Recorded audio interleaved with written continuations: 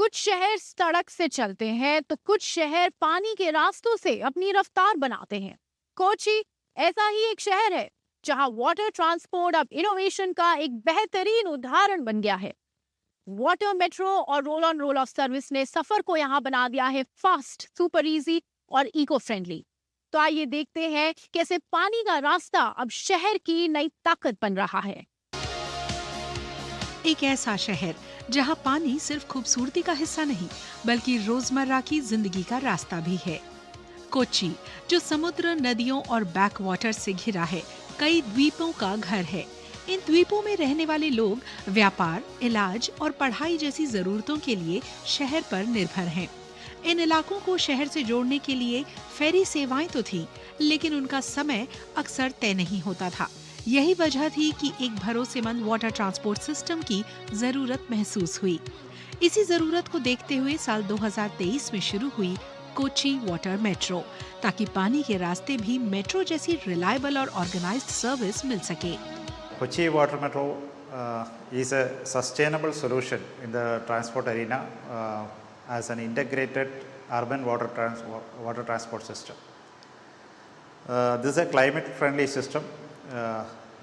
For the first time in India, maybe such a concept has come, and we are trying to make a benchmark so that it will be expanded to all cities in India where navigable waters are there and it is possible. इसकी electric fairies करीब 20 से 25 minute की charging के बाद 2 से 3 trip पूरी कर सकती हैं, यानी कम समय में चार्जिंग और फिर लगातार सर्विस। यही वजह है कि ये सिस्टम लोगों के लिए प्रैक्टिकल भी है और एनवायरनमेंट के लिए बेटर भी।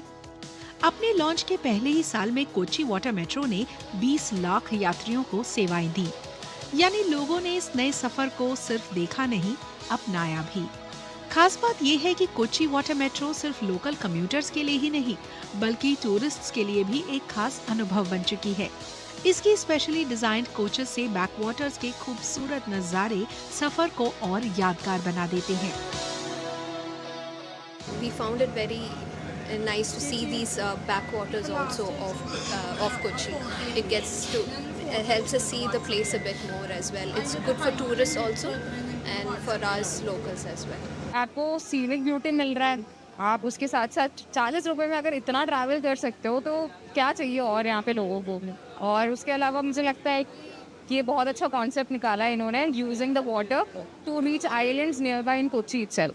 सो मेन कॉन्सेप्ट ही ये था कि कोच्चि के आइलैंड्स में जाने के लिए ही वाटर मेट्रो खोला है, तो I think it's really wonderful. Water metro के अलावा कोच्चि में एक और उपयोगी और अफोर्डेबल विकल्प है, रोरो सर्विस, यानी रोल ऑन रोल ऑफ फेरी, जिसमें गाड़ियां सीधे फेरी पर चढ़ाई और उतारी जाती हैं।